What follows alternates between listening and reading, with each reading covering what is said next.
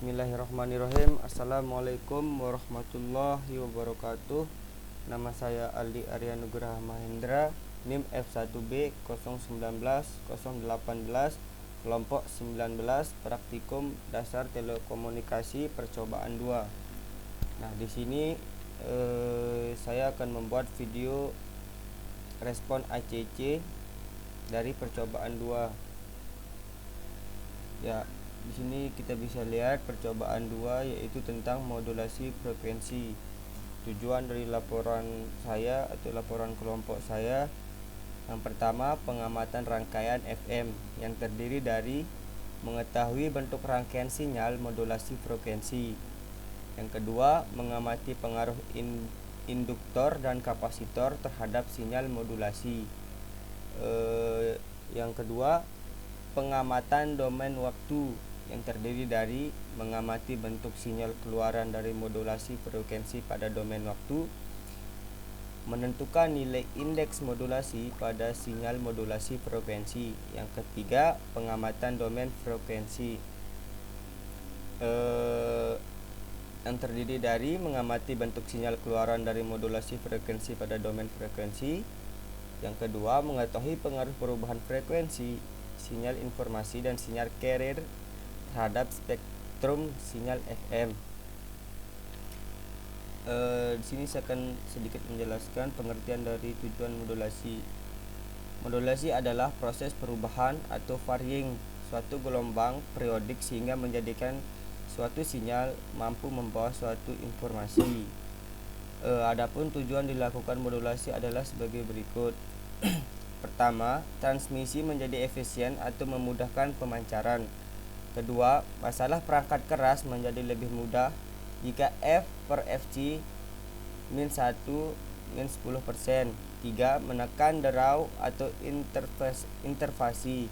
Keempat, untuk memindahkan pengaturan alokasi frekuensi radio. Kelima, untuk multiplexing.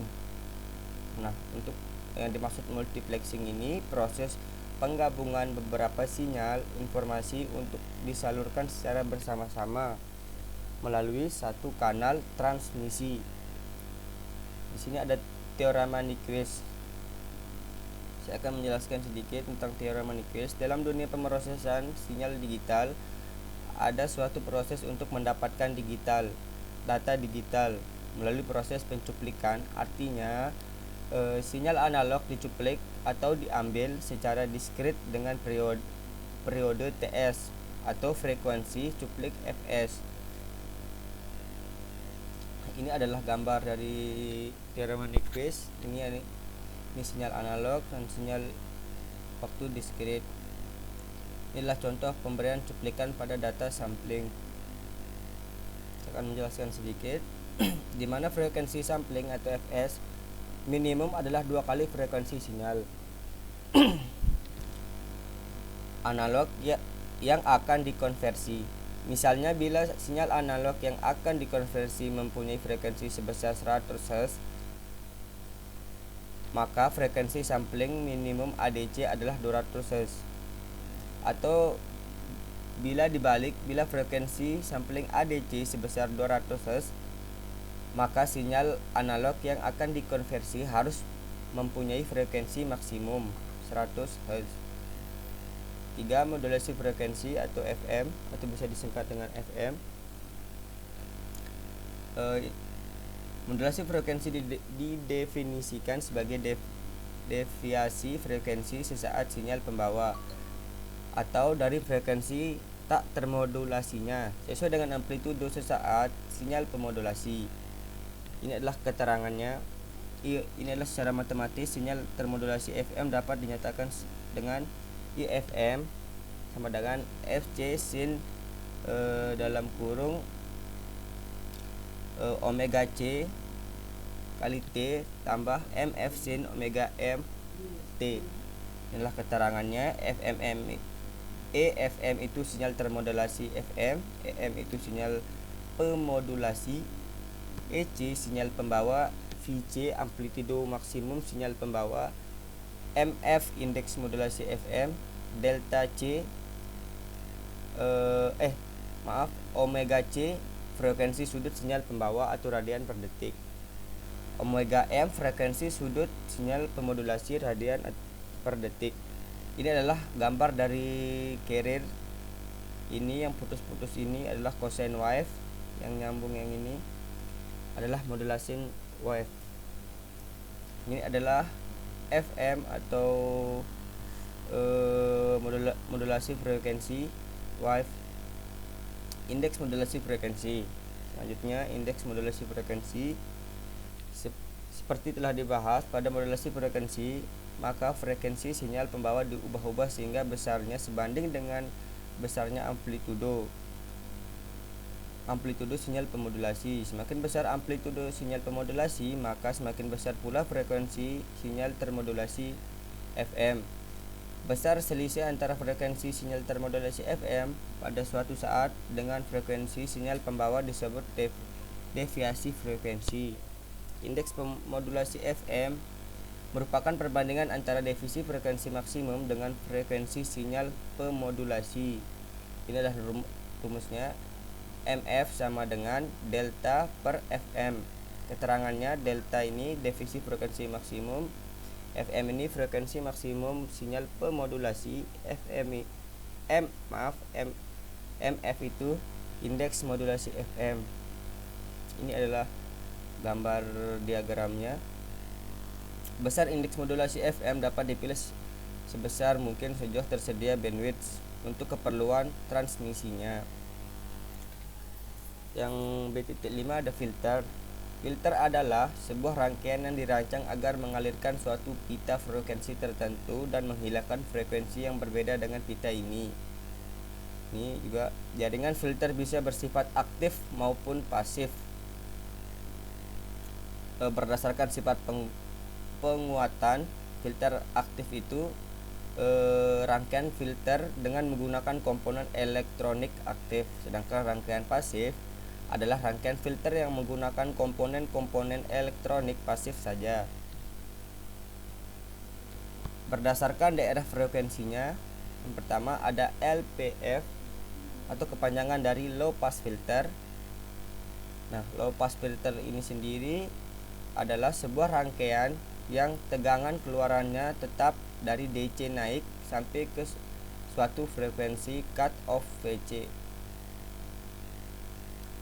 Inilah gambar low pass filter.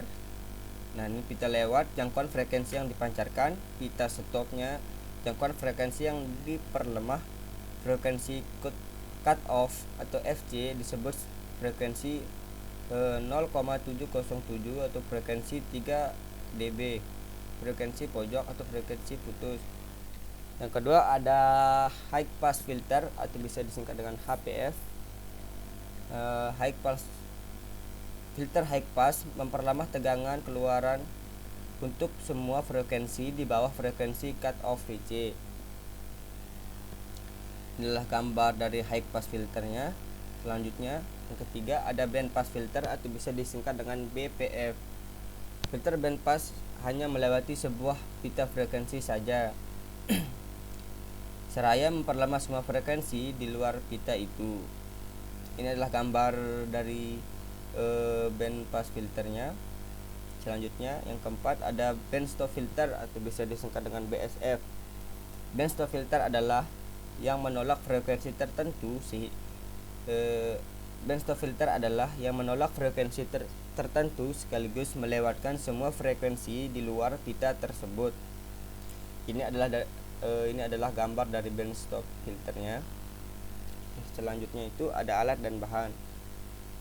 Alat dan bahan itu yang pertama laptop, program Protes 7.7 2N2221 IND strip air, cup elek Minras S47K Minras 220R, program Matrap 2013, GUI atau frekuensi modulasi demo. Ini adalah langkah percobaannya menghidupkan komputer yang digunakan membuka program Proteus, mengklik pick from libraries, membuat rangkaian frekuensi modulasi, mengklik tombol run, menentukan parameter sinyal informasi, menentukan parameter sinyal carrier, mengamati bentuk sinyal keluaran data catat hasil percobaan pada tabel 2.1 melalui pengamatan pada keluaran sinyal FM dengan frekuensi sinyal informasi yang berbeda. Ini adalah langkah-langkah dari pengamatan domain waktunya. Yang pertama, seperti biasa, menghidupkan komputer atau laptop yang digunakan, buka aplikasi MATLAB, ketik GUID pada command window di program MATLAB, membuka file GUI atau frekuensi modulation demo dengan format M file atau FIG, mengklik tombol run, menentukan parameter sinyal informasi, menentukan parameter sinyal carrier, mengklik tombol time domain pada GUI, mengamati bentuk sinyal keluaran dan catat hasil percobaan, mengulangi pengamatan pada keluaran sinyal FM. Pengamatan frekuensinya, domain frekuensi juga sama seperti domain waktu tadi. Di sini ada tabel. Ini adalah rangkaian dari Proteusnya. Berhubungan ini bukan tugas dari saya. Inilah tugas dari saya, yaitu tabel tentang pengamatan domain waktu. Saya sedikit menjelaskan. Dari tabel hasil pengamatan domain waktu ini cuma dibedakan frekuensi sinyal informasinya aja. Selain itu amplitudo informasi maupun frekuensi carrier maupun amplitudo carriernya tetap semua sama sampai 10 data. Nah, data yang pertama itu 10 Hz sampai 9 Hz, yaitu totalnya secara 10 data. Saya akan mencoba bagaimana sih caranya mengambil sinyal informasi, bagaimana caranya mengambil sinyal carrier, dan bagaimana caranya mengambil time domainnya. Yang seperti dibilang tadi, ketik GUID dulu, terus buka aplikasi yang dikasih oleh asisten dosen, lalu muncul seperti ini. Kita klik run, maka keluar seperti ini langsung.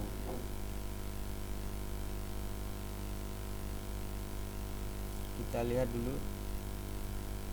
Yang pertama, frekuensinya yaitu 10 Hz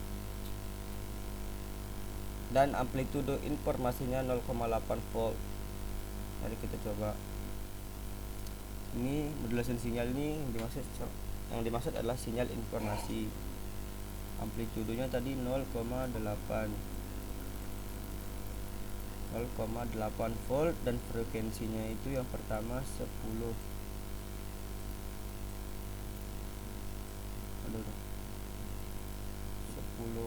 Hz.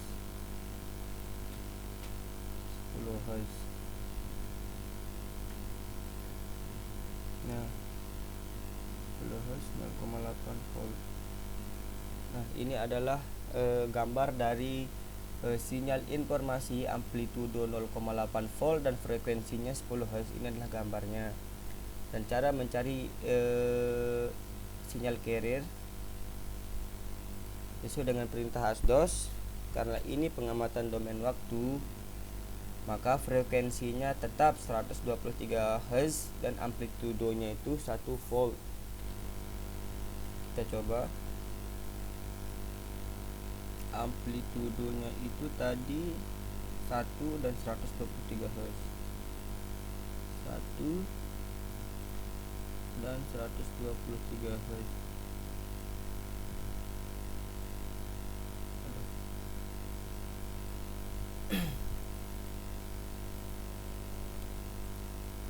Nah, ini adalah gambar sinyal carrier dari amplitudo 1 volt dan frekuensinya 123 Hz. Ini adalah gambarnya. Nah, sekarang kita cari time frekuensi domain atau time domainnya atau domain waktunya. Caranya itu setelah kita menentukan sinyal informasi amplitudonya 0,8 volt, sinyal informasi frekuensinya 10 Hz, amplitudo carriernya 1 volt dan frekuensinya 123 Hz, maka kita tinggal tekan time domainnya aja. Maka keluar domain waktu atau gambar sinyal domain waktunya. Ini nanti akan di screenshot dan taruh di data hasilnya. Nah, begitu cara mencari tabel pengamatan domain waktunya. Begitupun seterusnya, frekuensi 11, frekuensinya 11 tinggal tambah dan ini tetap yang seperti saya bilang tadi. Untuk carrier di domain waktu itu tetap dan time domainnya akan berubah. Nah, seperti inilah kira-kira perubahannya, walaupun sangat kecil perubahannya, tapi berpengaruh. Nah, demikian tabel hasil pengamatan domain waktu yang saya jelaskan. Sekarang kita ke tabel hasil pengamatan domain frekuensi.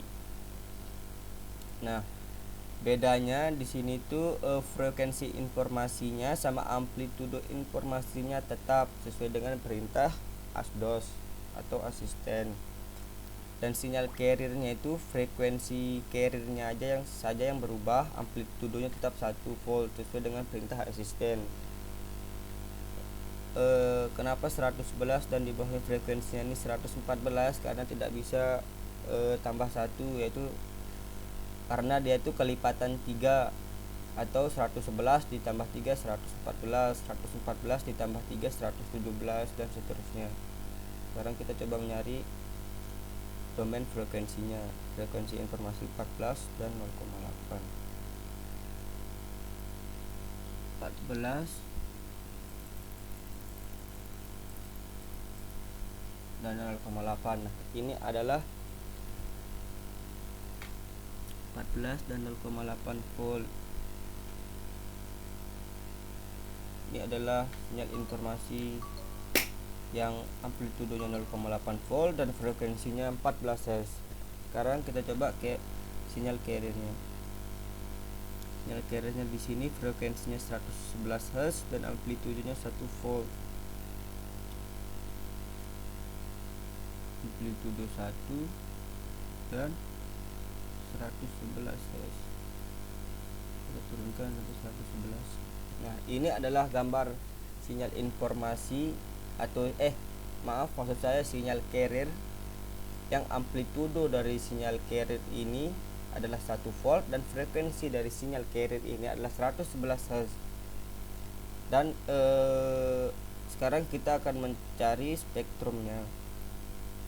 Nah, cara mencari spektrumnya itu setelah kita menentukan sinyal informasinya 0,8 volt, sinyal informasi frekuensinya 14 Hz, sinyal carrier amplitudonya 1 volt dan frekuensi carriernya itu 111 Hz. Kita tinggal tekan tulisan spektrum ini, maka akan keluar gambar dari masing-masing sinyal informasi dan sinyal carrier. Kita coba contoh yang kedua, misalnya yang seperti yang saya bilang tadi, yang berubah itu cuma frekuensi carriernya saja. Frekuensi carrier yang lain, frekuensi informasi, amplitudo informasi dan amplitudo carriernya itu tetap nilainya. Yang berubah tuh frekuensi carriernya 114. Kita coba apakah ada perubahan atau tidak. 114 ini adalah gambarnya. Apalagi ada perubahan sepertinya. Nah, kita tekan spektrum lagi. Nah, ini adalah perubahan dari 111 sampai 114. Coba lagi tambah. Nah, begitupun seterusnya, dan ini nanti ditaruh di laporan, di screenshot. Nah, demikian penjelasan tabel hasil pengamatan domain frekuensi saya. Nah, sekarang ke analisa data. Inilah gambar rangkaian frekuensi modulasi. Saya akan menjelaskan sedikit. Pada rangkaian di atas dapat dilihat bahwa rangkaian tersebut terdiri dari beberapa komponen, yaitu generator sinyal, baterai, ini baterai, kapasitor, transistor 2N222 dan osiloskop. Di sini generator mempunyai fungsi menginputkan sinyal berupa gelombang sinus di mana frekuensinya dapat diubah-ubah. Baterai berfungsi sebagai sumber arus DC untuk perangkat listrik.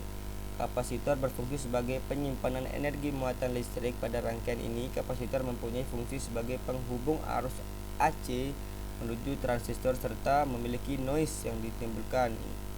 Di kotak induktor berfungsi sebagai pengatur dan memiliki dan memfilter frekuensi.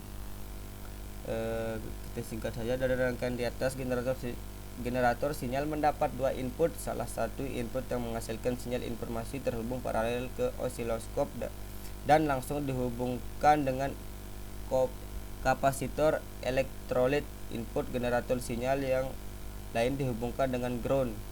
C4 berfungsi untuk menyaring sinyal informasi nyaring yang memiliki frekuensi berbeda. Baterai 12 volt, jumlah baterainya di sini sudah ditentukan oleh asisten yaitu 12 volt, memberikan arus DC kepada C1 dan L1 yang dirangkai secara paralel. Rangkaian paralel C1 dan L1 berfungsi untuk mengubah sinyal DC menjadi sinyal AC. Sinyal AC yang dihasilkan tersebut akan menjadi sinyal carrier. Sinyal AC yang dihasilkan akan dihubungkan ke osiloskop untuk ditampilkan ke bentuk keluarannya. Ini adalah bentuk sinyal osiloskopnya dari Proteus. Ini adalah penjelasannya, inilah rumus-rumusnya. Ini analisa domain waktunya FM sama dengan yang tadi saya bilang 0,8 volt, FM-nya 10 Hz, sinyal carrier yang data pertamanya 1 volt, untuk untuk amplitudonya frekuensinya 123 Hz. Ini adalah rumus-rumusnya.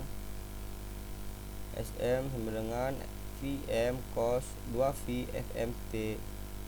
Ini masukkan rumusnya saja. Inilah analisa sinyal domain waktu dari kelompok saya atau sesuai dengan data hasil yang diberikan oleh ASDOS kepada kelompok kami yaitu kelompok 19. Saya akan menjelaskan sedikit. Pada tabel di atas dapat diketahui bahwa sinyal informasi dan sinyal carrier memiliki nilai frekuensi dan amplitudo. Nilai frekuensi sinyal informasi diubah-ubah dengan berkelipatan 1 mulai dari 10 sampai 19 Hz.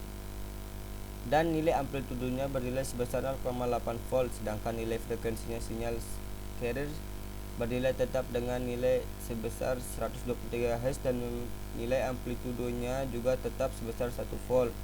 Untuk sinyal termodulasi FM yang dihasilkan bergantung dari nilai indeks modulasi. Indeks modulasi sinyal FM berbanding terbalik terhadap nilai frekuensi sinyal informasi. Sehingga apabila nilai frekuensi sinyal informasi semakin tinggi, maka nilai indeks modulasi akan rendah atau kecil dan begitu pula sebaliknya. Ini adalah analisa sinyal domain frekuensi. Diketahui amplitudo informasinya 0,8 volt, frekuensi informasinya 14 Hz, sinyal carrier data pertamanya yaitu amplitudonya 1 volt dan frekuensinya untuk carrier data pertamanya 111 Hz. Ini adalah rumus persamaan sinyal. SM sama dengan VM cos 2V FMT. SC dalam kurung T sama dengan PC cos 2V FCT. Adalah indeks modulasi FM, rumusnya beta sama dengan FC frekuensi informasi kurang frekuensi carrier kurang frekuensi informasi per FC sama dengan 111 kurang 14 per 111 sama dengan hasilnya itu 0,873. Itulah contohnya. Saya bacakan sedikit analisa dari tabelnya. Pada tabel di atas dapat diketahui bahwa sinyal informasi dan sinyal carrier memiliki nilai frekuensi dan amplitude. Nilai frekuensi sinyal informasi bersifat tetap yaitu 14 Hz. Sesuai dengan data yang diberikan oleh ASDOS, sinyalnya itu tetap amplitudonya itu tetap 14 Hz. Sedangkan nilai frekuensi sinyal carrier berubah-ubah dengan berkelipatan 3, mulai dari 111, 100 sampai 138 Hz, dan nilai amplitudonya tetap sebesar 1 volt sesuai dengan perintah sistem. Baik, ini kesimpulan dari laporan saya atau laporan kelompok 19. Yang pertama, rangkaian FM terdiri dari beberapa elemen seperti transistor, resistor, induktor, dan kapasitor. Induktor dan kapasitor berfungsi sebagai osilator yang menghasilkan sinyal carrier, sehingga nilai dari kapasitor dan induktor mempengaruhi bentuk keluaran dari sinyal tersebut. Jika nilai kapasitor dan induktor diperkecil, sinyal keluaran yang ditampilkan pada osiloskop akan lebih membentuk gelombang. Jika nilai kapasitor dan induktor diperbesar, sinyal keluaran dari yang dihasilkan akan lebih datar.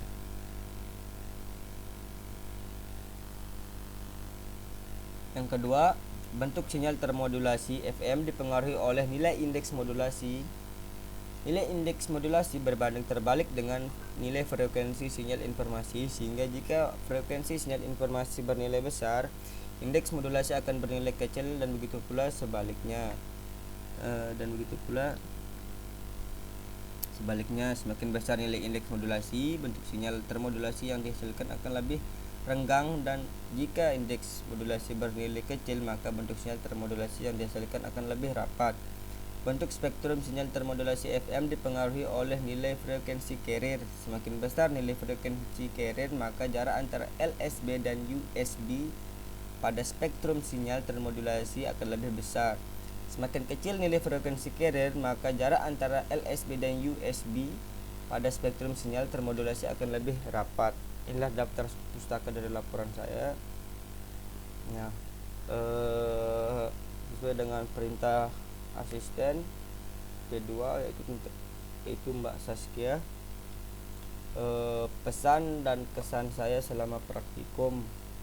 Kesan saya selama praktikum bisa lebih disiplin waktu, bisa lebih menghargai waktu lagi, bisa lebih sabar atau diuji lah kesabaran dengan tugas mungkin. Pesan saya mungkin